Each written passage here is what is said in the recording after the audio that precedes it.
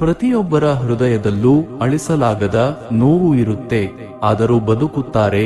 ಏಕೆ ಗೊತ್ತಾ? ನಾಳೆಯಾದರೂ ಸಂತೋಷ ಸಿಗಬಹುದು ಅನ್ನೋ ಭರವಸೆಯಲ್ಲಿ. ಅದೇ ಜೀವನ. ಮರದಿಂದ ಕೆಳಗೆ ಬಿದ್ದ ಹೂವು ಮತ್ತೆ ಅರಳುವುದಿಲ್ಲ, ಆದರೆ ಬೇರುಗಳು ಗಟ್ಟಿಯಾಗಿದ್ದರೆ ಮತ್ತೆ ಹೊಸ ಹೂವುಗಳು ಹುಟ್ಟುತ್ತವೆ. ಹಾಗೆಯೇ ನಮ್ಮ ಜೀವನದಲ್ಲಿ ಇಲ್ಲಿಯವರೆಗೆ ಏನನ್ನು ಕಳೆದುಕೊಂಡಿದ್ದೇವೆ ಎಂಬುದಕ್ಕಿಂತ ಇನ್ನು ಮುಂದೆ ಜೀವನದಲ್ಲಿ ಎಷ್ಟೊಂದು ಬೆಳೆಯಬೇಕಿದೆ ಎಂಬುದು ತುಂಬಾ ಮುಖ್ಯ.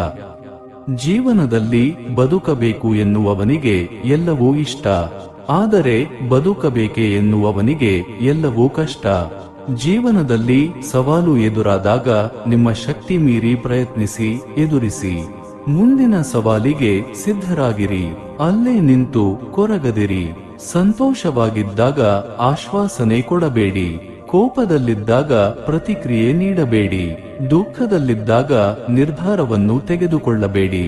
ಮನೆ ಕಟ್ಟಲು ಹಣ ಬೇಕು, ಮನಸ್ಸು ಕಟ್ಟಲು ಗುಣ ಬೇಕು. ಹಣದಿಂದ ಕಟ್ಟಿದ ಮನೆಯಲ್ಲಿ ಎಲ್ಲರೂ ಇರುತ್ತಾರೆ, ಆದರೆ ಗುಣದಿಂದ ಕಟ್ಟಿದ ಮನೆಯಲ್ಲಿ ಯೋಗ್ಯರಷ್ಟೇ ನೆಲೆಸುತ್ತಾರೆ.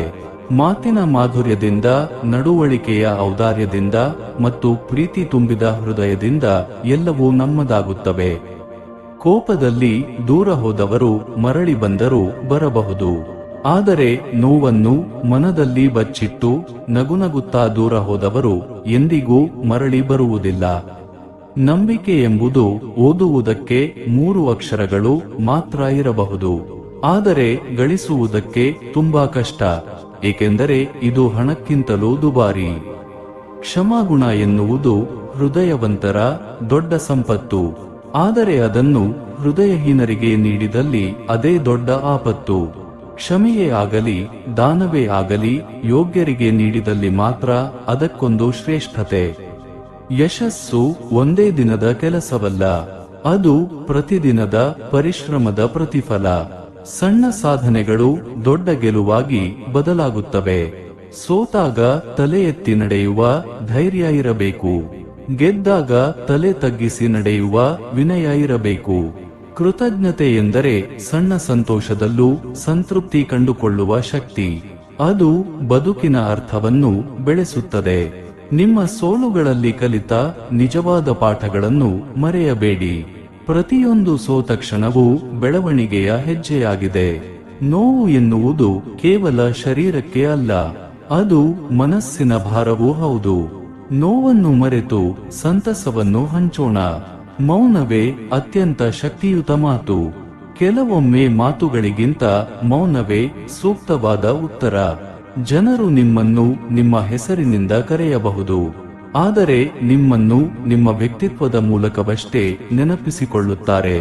ಸಹಾಯ ಮಾಡಿದವರಿಗೆ ಕೃತಜ್ಞತೆ ತುಂಬಿದ ಹೃದಯದಿಂದ ಧನ್ಯವಾದ ಹೇಳುವವನು ಎಂದೆಂದಿಗೂ ಸಂತೋಷಿಯಾಗಿರುತ್ತಾನೆ. ಜೀವನ ತುಂಬಾ ಚಿಕ್ಕದು. ಪ್ರತಿಯೊಂದು ಕ್ಷಣವನ್ನು ಖುಷಿಯಿಂದ ಕಳೆಯಿರಿ, ಏಕೆಂದರೆ ಕಳೆದು ಹೋದ ಸಮಯ ತಿರುಗಿಬಾರದು. ಸಂತೋಷದ ರಹಸ್ಯ ಹೊರಗಿನ ಸಂಪತ್ತಲ್ಲ, ಸಂತೋಷ ಅಡಗಿರುವುದು ಮನದ ಶಾಂತಿ, ನೆಮ್ಮದಿ ಹಾಗೂ ಪ್ರೀತಿಯಲ್ಲಿ. ಎತ್ತರಕ್ಕೆ ಬೆಳೆಯಬೇಕು ನಿಜ, ಅದಕ್ಕಾಗಿ ಮೆಟ್ಟಿಲುಗಳನ್ನ ತುಳಿಯಬೇಕೇ ಹೊರತು ಇನ್ನೊಬ್ಬರನ್ನ ತುಳಿದು ಅಲ್ಲ. ಕನಸಿನ ಗೋಪುರ ಕಟ್ಟಿ ನಿರೀಕ್ಷೆಯಲ್ಲಿ ಬದುಕುವುದಕ್ಕಿಂತ ಬದುಕು ಬಂದಂತೆ ಅನುಭವಿಸುತ್ತಾ ನೆಮ್ಮದಿ ಕಾಣುವುದು ಉತ್ತಮ. ಇನ್ನೊಬ್ಬರನ್ನು ಮೆಚ್ಚಿಸಲು ಬದುಕುವ ಬದುಕು ಎಂದಿಗೂ ನಮಗೆ ನೆಮ್ಮದಿಯನ್ನು ಕೊಡುವುದಿಲ್ಲ. ಮುಖದ ಸೌಂದರ್ಯ ಕೇವಲ ಜನರ ಗಮನವನ್ನು ಸೆಳೆಯಬಹುದು, ಆದರೆ ಮನದಲ್ಲಿ ಸೌಂದರ್ಯವಿದ್ದರೆ ಇಡೀ ಜಗತ್ತನ್ನೇ ಗೆಲ್ಲಬಹುದು. ಮುಖದ ಭಾವನೆಯನ್ನು ಯಾರು ಬೇಕಾದರೂ ಗುರುತಿಸಬಹುದು, ಆದರೆ ಮನದೊಳಗಿನ ಖಿನ್ನತೆಯನ್ನು ಕೇವಲ ಆತ್ಮೀಯರಿಗೆ ಮಾತ್ರ ಗುರುತಿಸಲು ಸಾಧ್ಯ. ಒಳ್ಳೆಯ ಸಮಯಕ್ಕಾಗಿ ಕಾಯುತ್ತಾ ಕುಳಿತರೆ ಬದುಕಿಡೀ ಕಾಯುವುದೇ ಆಗಿಬಿಡುತ್ತದೆ. ಈಗಿನದಕ್ಕಿಂತ ಒಳ್ಳೆಯ ಸಮಯ ಮತ್ಯಾವುದೂ ಇಲ್ಲ.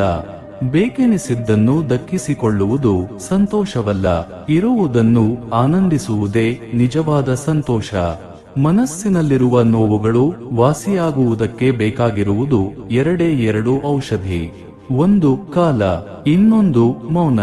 ನಮ್ಮ ಬಳಿ ಇರುವುದನ್ನು ನಾವು ಗೌರವಿಸಲಿಲ್ಲವೆಂದರೆ ಸಂತೋಷ ಎಂದಿಗೂ ನಮ್ಮ ಬಳಿ ಬರುವುದಿಲ್ಲ.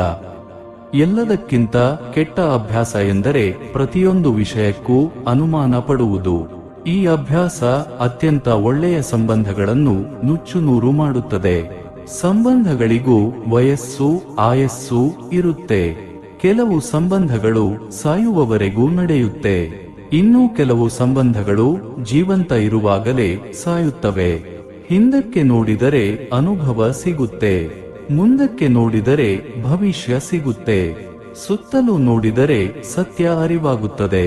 ನಮ್ಮೊಳಗೆ ನಾವು ನೋಡಿದಾಗ ಆತ್ಮವಿಶ್ವಾಸ ಹೆಚ್ಚಾಗುತ್ತದೆ. ಹೆಜ್ಜೆಗಳು ದಾರಿ ತೋರಿಸಿದರೆ ಕಷ್ಟಗಳು ಗುರಿಯನ್ನು ಮುಟ್ಟಿಸುತ್ತವೆ. ನಿನ್ನ ಚಿಂತೆಗಳನ್ನು ಭಗವಂತನ ಮುಂದೆ ಮಾತ್ರ ಹೇಳಿಕೊಂಡು ಅಳು, ಏಕೆಂದರೆ ಭಗವಂತ ಯಾರ ಮುಂದೆಯೂ ಹೇಳಿ ನಗುವುದಿಲ್ಲ. ನಿನ್ನ ತಪ್ಪು ಇಲ್ಲದೆ ಯಾರೇ ನಿನ್ನನ್ನು ನಿಂದಿಸಿದರೂ ಪ್ರತಿಕಾರ ತೀರಿಸಲು ನಿನ್ನ ಕೈಯಲ್ಲಿ ಆಗದಿದ್ದರೂ ಕಾಲ ಅವರನ್ನು ತಪ್ಪದೇ ಶಿಕ್ಷಿಸುತ್ತದೆ. ಏಕೆಂದರೆ ಅವರು ಮಾಡಿದ ಕರ್ಮಗಳಿಗೆ ಅವರೇ ಶಿಕ್ಷೆ ಅನುಭವಿಸಬೇಕು. ನೀರು ಕುಡಿಯುವ ಮೊದಲು ಬಾಯಾರಿಕೆಯನ್ನು ಅನುಭವಿಸಬೇಕು. ಹಣವನ್ನು ಪಡೆಯುವ ಮೊದಲು ಬಡತನದ ದುಃಖವನ್ನು ಅನುಭವಿಸಬೇಕಾಗುತ್ತದೆ.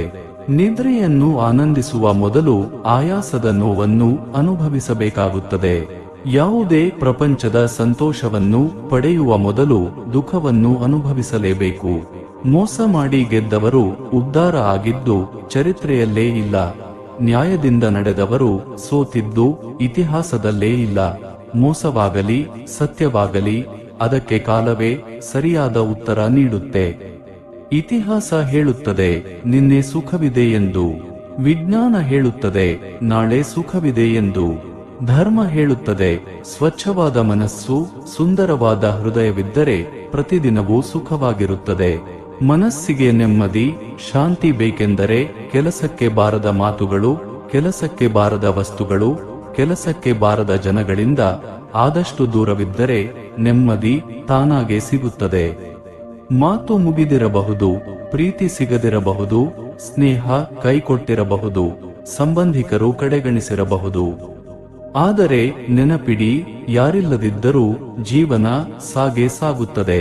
ಅತಿ ಬುದ್ಧಿವಂತಿಕೆಯಿಂದ ಮೋಸ ಮಾಡಿದವರು ಸಮಯ ಬಂದಾಗ ಅತಿ ದಡ್ಡತನದಿಂದಲೇ ಮೋಸ ಹೋಗುವುದು ಖಚಿತ. ಸ್ವಾರ್ಥದ ಇನ್ನೊಂದು ರೂಪವೇ ಅಹಂಕಾರ. ಅಹಂಕಾರ ತುಂಬಿದ ವ್ಯಕ್ತಿ ಎಂದಿಗೂ ಕೆಡುಕನ್ನೇ ಮಾಡುತ್ತಾನೆ. ಆದರೆ ಕೊನೆಗೆ ಅವನ ಅಹಂಕಾರವೇ ಅವನ ಅಸ್ತಿತ್ವವನ್ನು ಕೂಡ ನಾಶ ಮಾಡಿಬಿಡುತ್ತದೆ. ಅಹಂಕಾರವನ್ನು ಬೆಳೆಸಿಕೊಳ್ಳುವ ವ್ಯಕ್ತಿ ಎಂದಿಗೂ ಸಂತಸ ಹೊಂದುವುದಿಲ್ಲ, ಜೀವನವನ್ನು ಹಾಳು ಮಾಡಿಕೊಳ್ಳುತ್ತಾನೆ. ಅನುಮಾನ ತಪ್ಪಾಗಬಹುದು, ಆದರೆ ಅನುಭವ ತಪ್ಪು ಆಗಲಾರದು. ಏಕೆಂದರೆ ಅನುಮಾನ ಮನಸ್ಸಿನ ಕಲ್ಪನೆ, ಅನುಭವ ಜೀವನದ ಸತ್ಯ ಘಟನೆ. ಶ್ವಾಸ ಇಲ್ಲದಿದ್ದರೆ ಜೀವನವೇ ಮುಗಿಯುತ್ತದೆ. ಅದೇ ರೀತಿ ವಿಶ್ವಾಸವಿಲ್ಲದಿದ್ದರೆ ಸಂಬಂಧ ಮುರಿಯುತ್ತದೆ. ಮನುಷ್ಯ ದೊಡ್ಡವನಾದರೆ ಬಾಲ್ಯವನ್ನು ಮರೆಯುತ್ತಾನೆ, ಮದುವೆಯಾದರೆ ತಂದೆ ತಾಯಿಯನ್ನು ಮರೆಯುತ್ತಾನೆ, ಮಕ್ಕಳಾದರೆ ಒಡಹುಟ್ಟಿದವರನ್ನು ಮರೆಯುತ್ತಾನೆ, ಶ್ರೀಮಂತನಾದರೆ ಬಡತನವನ್ನು ಮರೆಯುತ್ತಾನೆ. ಆದರೆ ಅವನಿಗೆ ವಯಸ್ಸಾದಾಗ ಕೊನೆಯ ದಿನಗಳಲ್ಲಿ ಎಲ್ಲವನ್ನೂ ನೆನಪಿಸಿಕೊಳ್ಳುತ್ತಾನೆ. ಯಾವ ವ್ಯಕ್ತಿ ಇನ್ನೊಬ್ಬರನ್ನು ನಾಶ ಮಾಡಲು ಯೋಚಿಸುವವನೋ ಅವನು ಆ ಯೋಚನೆಯಲ್ಲಿ ಎಷ್ಟರ ಮಟ್ಟಿಗೆ ಕುರುಡನಾಗುತ್ತಾನೆ ಎಂದರೆ ಸ್ವತಃ ತಾನೇ ನಾಶವಾಗುವುದನ್ನು ಕೂಡ ಅವನಿಂದ ಗಮನಿಸಲು ಸಾಧ್ಯವಾಗುವುದಿಲ್ಲ. ಜೀವನದಲ್ಲಿ ಮುಂದುವರಿಯುತ್ತಿರುವ ವ್ಯಕ್ತಿ ಮತ್ತೊಬ್ಬರಿಗೆ ತೊಂದರೆ ಮಾಡುವುದಿಲ್ಲ. ಮತ್ತೊಬ್ಬರಿಗೆ ತೊಂದರೆ ಮಾಡುವ ವ್ಯಕ್ತಿ ಯಾವತ್ತೂ ಜೀವನದಲ್ಲಿ ಮುಂದುವರಿಯುವುದಿಲ್ಲ. ಆರ್ಥಿಕ ಸ್ಥಿತಿ ಎಷ್ಟೇ ಚೆನ್ನಾಗಿದ್ದರೂ ಕೂಡ ಜೀವನದ ನಿಜವಾದ ಸಂತೋಷವನ್ನ ಅನುಭವಿಸುವುದಕ್ಕೆ ಮಾನಸಿಕ ಸ್ಥಿತಿ ಚೆನ್ನಾಗಿರುವುದು ಅಷ್ಟೇ ಅವಶ್ಯಕ. ಒಣಗಿರುವ ಹೂವನ್ನು ನೋಡಿ ಅರಳಿರುವ ಹೂವು ನಗಬಹುದು, ಆದರೆ ಅದು ಶಾಶ್ವತ ಅಲ್ಲ.